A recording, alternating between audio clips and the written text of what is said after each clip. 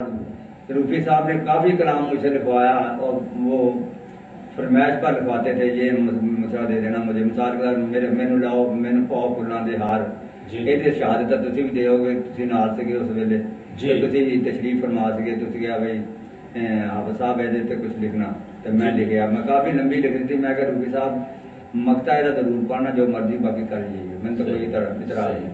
तो उन्होंने मकता पढ़िया बकायदा और उन्होंने सजा बहुत ज्यादा, जिन्नी की मैं सजाई थी उस तो ज्यादा सजा सकते हैं। कोई शेर मिसरे छड़ गया तो ठीक है, लंबी ज्यादा सी, मैं उन्होंने कहा लंबी ज्यादा हो लेकिन मकता मेरा जरूर आवे। मकता उन्होंने जरूर पढ़िया तो बड़ी खुशी हुई मैनू।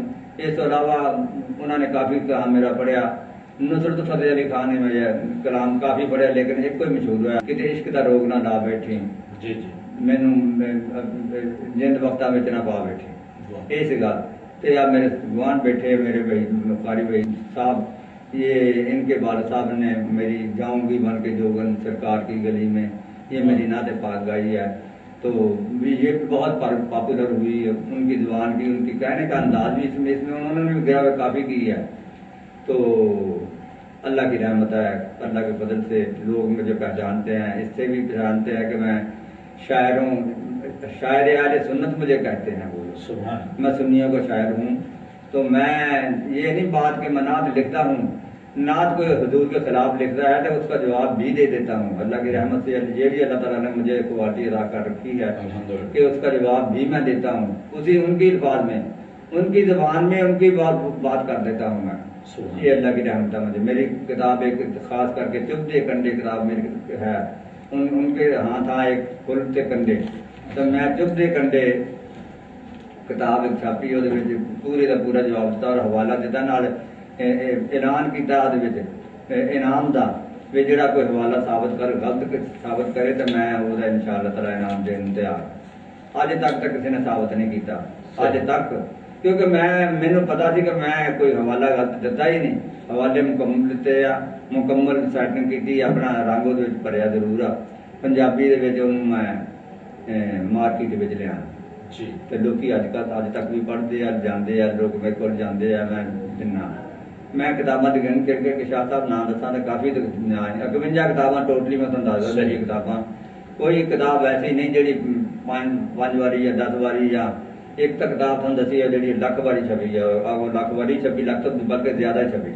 सुभान अल्लाह। अच्छा हाफिज साहब, आप हमें ये बताएं कि जैसे मैंने पहले बात हो रही थी आपसे, जब हम यहाँ ऑनर नहीं थे, रिकॉर्डिंग नहीं हो रही थी, तो आपसे जब गुफ्तगू का सिलसिला छिड़ा तो नुसरत फतेह अली खान साहब का भी नाम आया, कारी सईद चिश्ती साहब का भी नाम आया।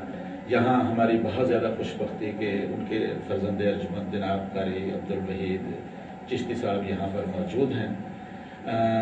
कारी साहब, हम आपसे ये पूछना चाहेंगे कि आपने इनके कलाम को अपने वालिद साहब से इनकी बातें सुनी, कैसा पाया, और कोई कलाम आप भी इनका तैयार कर रहे हैं?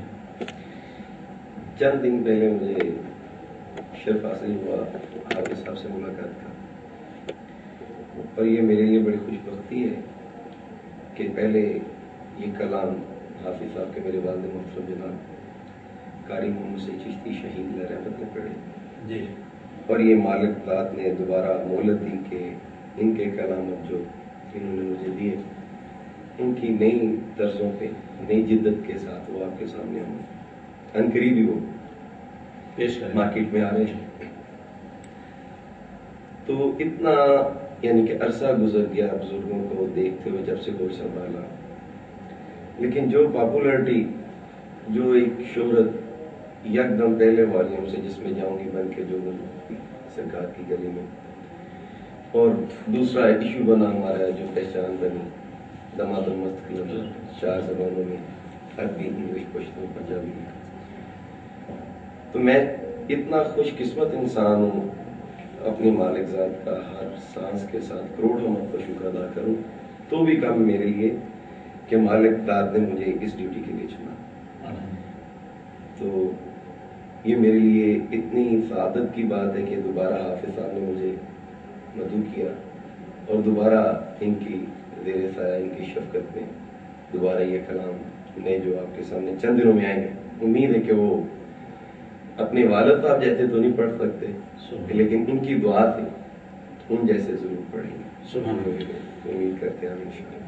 جی حاضرین کرام، ناظرین کرام، حضرت علی علیہ السلام کا قول ہے کہ بولو تاکہ پہچانے جاؤ۔